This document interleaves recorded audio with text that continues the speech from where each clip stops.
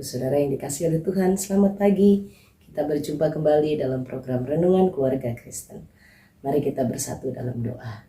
Bapa kami yang di sorga, terima kasih untuk semua kebaikan Tuhan. Terima kasih pertolongan Tuhan nyata dalam hidup kami. Kami bersyukur, terima kasih ya Tuhan Yesus. Kami sungguh menaikkan syukur kami untuk penyertaan Allah, perlindungan Tuhan, berkat baru yang dari waktu ke waktu Tuhan tidak pernah Engkau hentikan. Kami kagum akan besarnya perbuatan-Mu dalam hidup kami. Terima kasih Tuhan. Kami masih kuat, kami masih ada sampai hari ini karena kasih karunia-Mu. Terima kasih Tuhan Yesus, terima kasih. Kami mohon Engkau Allah mengurapi hamba-Mu, memberkati Bapak Ibu Saudara dengan firman-Mu hari ini. Tolonglah kami Tuhan, demi nama Tuhan Yesus Kristus. Amin. Bapak Ibu Saudara yang dikasihi oleh Tuhan, perikop perenungan kita pada pagi hari ini dari Yeremia pasal 50. Yeremia pasal 50 ada 46 ayat. Kita akan bersama membacanya dimulai dari ayatnya yang ke-29 sampai ayat 34. Jadi kita hanya memperhatikan, mendengarkan beberapa bagian saja. Ayat yang ke-29 sampai 34. Demikianlah firman Tuhan. Kerahkanlah para pemanah melawan Babel, semua penarik busur, berkemahlah mengepungnya, supaya jangan ada yang lolos. Balaslah dia setimpal dengan perbuatannya, lakukanlah kepadanya sama seperti yang dilakukannya, sebab ia berlaku angkuh terhadap Tuhan, terhadap Yang Maha Kudus Allah Israel. Sebab itu teruna-terunanya akan gugur di lapang-lapangannya, dan semua prajuritnya akan binasa pada waktu itu. Demikianlah firman Tuhan, sesungguhnya aku menjadi lawanmu, hai engkau yang angkuh. Demikianlah firman Tuhan Allah, semesta alam, sebab waktunya sudah tiba saat aku menghukum engkau. Orang yang angkuh itu akan tersandung jatuh dan tidak ada yang mengangkat dia. Di kota-kotanya aku akan menyalakan api dan akan melahap segala yang di sekitarnya. Beginilah firman Tuhan Allah semesta alam. Orang Israel tertindas bersama orang Yehuda. Semua orang yang menawan mereka tetap menahan mereka, menolak melepaskan mereka. Akan tetapi penebus mereka kuat. Tuhan semesta alam namanya. Ia tentu akan memperjuangkan perkara mereka, supaya ia memberi ketentraman kepada bumi, tetapi kegemparan kepada penduduk Babel. Bapak Ibu Saudara, Yeremia pasal 50 ini adalah mengenai Babel.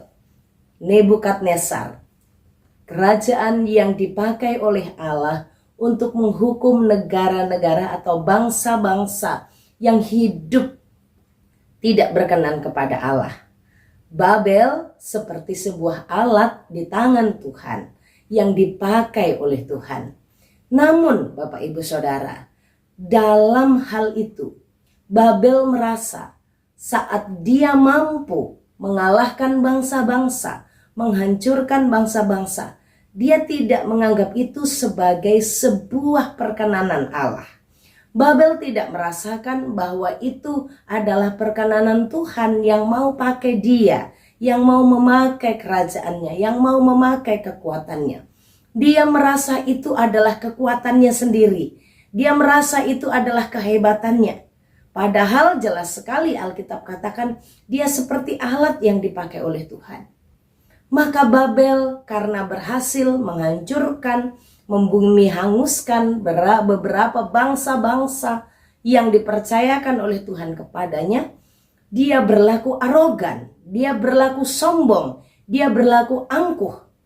Angkuhnya Babel bukan hanya kepada bangsa-bangsa yang telah dilakukan, yang telah dikalahkannya, tapi juga kepada Tuhan. Babel itu menjadi angkuh, menjadi sombong.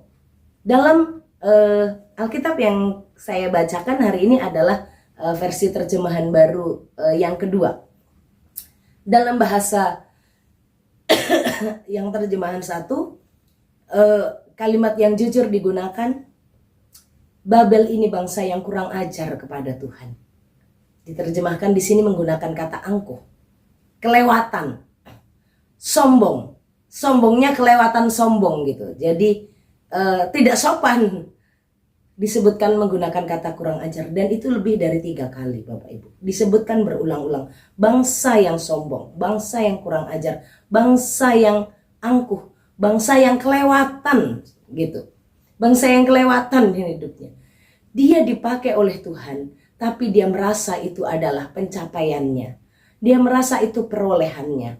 Sehingga dia sangat membanggakan itu dan sampai tidak peduli dengan Tuhan. Maka waktunya Tuhan juga menghancurkan Babel. Bapak Ibu Saudara yang dikasihi oleh Tuhan, pelajaran yang kita bisa belajar dari kehidupan bangsa Babel adalah, mari kita menyadari dengan sungguh segala sesuatu yang kita kerjakan itu adalah kepercayaan dari Allah. Segala sesuatu yang diberikan kepada kita itu adalah untuk kemuliaan Tuhan. Bapak Ibu Saudara, apapun itu, hidup berumah tangga, hidup berkeluarga, hidup memiliki anak, hidup memiliki pasangan, itu kita menjalaninya bukan karena kita bisa, tapi itu karena kepercayaan Allah. Jangan sampai sombong karena engkau berhasil mendidik anak-anakmu. Jangan engkau sombong kalau engkau bisa membangun kuat kokoh keluargamu. Kekokohan keluarga kita, kekokohan rumah tangga kita, kemampuan keluarga kita melewati masa-masa sulit. Itu bukan karena kita mampu, tapi karena Allah.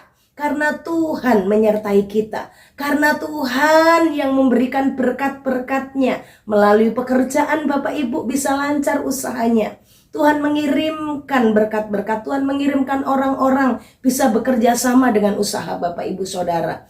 Tuhan mengirimkan guru-guru yang baik, orang-orang hamba-hamba Tuhan yang mengajar anak-anak kita untuk hidup dalam Tuhan. Bukan karena kita, karena Allah memberkati kita, Allah memberikan hikmat sehingga kita bisa mendidik anak-anak kita. Karena hanya hikmat Allah. Bapak Ibu Saudara, jangan sampai seperti Babel. Sebuah alat yang dipakai oleh Tuhan, tapi dia bangga. Bagaimanakah mungkin alat bisa berguna, alat bisa mendapatkan keberhasilan jika tangan Tuhan tidak memegangnya dan tidak menggunakannya? Bapak Ibu Saudara, sebuah lilin terpancar dengan cahayanya dan dia bisa menerangi seluruh ruangan jika ditaruh dalam tiang lilin yang tinggi. Tiang lilin itu bukan apa-apa, tapi kalau lilin itu bisa bercahaya dan bisa dilihat cahayanya oleh banyak orang karena ada tiang lilin yang tinggi. Tapi tiang lilin ini hanya alat. Tiang lilin ini hanya alat. Tuhan bisa pakai dan pegang lilin itu sendiri sebenarnya. Tapi kalau sampai tiang lilin itu disiapkan, digunakan, itu karena kita hanya alat. Sama seperti kita. Kita bukan apa-apa dan bukan siapa-siapa. Jadi jangan pernah membanggakan diri. Dan jangan sampai kelewat batas. Jangan sampai kelewat batas. Alkitab terjemahan baru menyebutnya angkuh kepada Tuhan. Bahasa terjemahan baru 1 digunakan kata kurang ajar. Kelewatan, tidak sopan, tidak menghargai. Jangan sampai kita sebagai orang tua, kita sebagai pasangan kita berkata, kalau enggak karena aku, kamu enggak bisa ngapa-ngapain. Atau Bapak Ibu sebagai pimpinan di kantor, atau Bapak Ibu sebagai ketua tim, sebagai apa dalam pelayanan. Kalau enggak karena aku, kalau aku enggak mau pakai kamu, kamu bukan apa-apa, kamu enggak bisa ngapa-ngapain. Hati-hati, waspada Bapak Ibu Saudara. Babel ini dihancurkan oleh Tuhan, diluluh lantakkan oleh Tuhan. Dia sebelumnya dipakai oleh Tuhan mengalahkan, menghancurkan bangsa-bangsa yang hidupnya nggak benar di hadapan Tuhan. Kita sudah baca, renungkan beberapa waktu ini. Tapi pada waktunya Babel juga ikut dihancurkan. Kenapa? Karena dia angkuh. Karena dia tidak menyadari bahwa apa yang ada padanya itu diberikan Tuhan untuk mereka. Dan perhatikan, yang kedua kita belajar dari Babel. Babel ini adalah bangsa yang dipercaya oleh Tuhan menghukum Yehuda, bangsa milik kepunyaan Tuhan yang sudah berdosa. Tapi apa yang dilakukan Babel kepada Yehuda, kepada Israel juga? Dikatakan Asyur mencerai-beraikan mereka, tapi Babel mengerumit tulang-tulang mereka, membersihkan habis daging-dagingnya. Itu lebih kejam lagi. Karena dia diberi kepercayaan oleh Tuhan, dipakai oleh Tuhan untuk menghukum Yehuda. Tapi dalam menghukum Yehuda dia sudah kelewatan batas. Digambarkan sepertinya Babel ini mengerumit tulang-tulangnya Yehuda. Begitu menindas mereka dengan kejam. Dan dituliskan di dalam tadi bagian yang kita baca, mereka menawan dan tidak mau melepaskan. Mereka menawan dan tetap menahan dan tidak mau melepaskan. Karena sebenarnya yang Tuhan mau, Babel ini hanya sebagai bangsa yang dipakai untuk menghajar mereka. Dan nantinya Yehuda, Israel ini akan dibebaskan, akan dilepaskan oleh Tuhan. Mari kita melihat bagaimana Tuhan bersikap luar biasa kasihnya kepada milik kepunyaannya. Milik kepunyaannya bersalah dan Tuhan hukum, Tuhan hajar sebagai bentuk kasih sayangnya. Tapi sesudah dihajar, itu oleh Tuhan dipulihkan, diperjuangkan. Perhatikan dalam ayat 34. Tetapi penebus mereka kuat, yaitu Tuhan. Ia tentu akan memperjuangkan perkara mereka. Ia akan memberi ketentraman kepada mereka. Bapak, Ibu, Saudara, ini adalah ayat yang menghibur kita sebagai anak-anak Tuhan, milik kepunyaan Allah. Ada kadang kalanya kita gagal dan Tuhan menghajar kita. Tapi ingatlah bagaimana sebagai milik kepunyaannya yang telah dihajar, dihukum.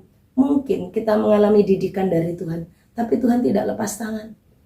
Tuhan menebus Yehuda. Tuhan mengambil kembali Yehuda. Dikatakan seperti luar biasa indahnya, Tuhan menebus mereka kembali dan Tuhan akan memperjuangkan perkara mereka.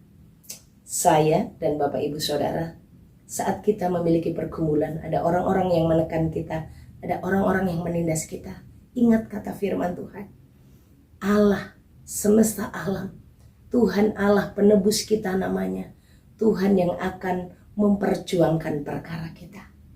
Jangan putus asa, jangan putus harap. Apapun yang kita hadapi, kita punya penebus yang hidup. Penebus hidup kita, penebus yang kuat, yang akan memperjuangkan perkara kita dan akan menolong kita. Mari kita berdoa. Bapa kami yang di sorga, terima kasih untuk firman-Mu. Engkau menghibur dan mengingatkan kami betapa Engkau mengasihi kami. Orang-orang yang bertindak kejam, bertindak jahat kepada kami, akan Engkau lawan, akan Engkau hadapi, seperti Engkau akan menghajar Babel. Tuhan Yesus, kami bersyukur bahwa Engkau penebus kami, memperjuangkan perkara kami. Tuhan menjadi pembela kami. Ingatkan kami selalu bahwa saat kami Engkau pakai untuk menjadi alat-alat-Mu dalam hidup kami, kami tetap rendah hati. Tolonglah kami ya Allah, berkati rumah tangga kami, pekerjaan kami, keluarga kami. Tuhan menolong, memberkati, berhasil. Di dalam nama Yesus kami terima berkat-Mu. Tuhan memberkati Engkau dan melindungi Engkau. Tuhan menyinari Engkau dengan wajah-Nya dan beri Engkau kasih karunia.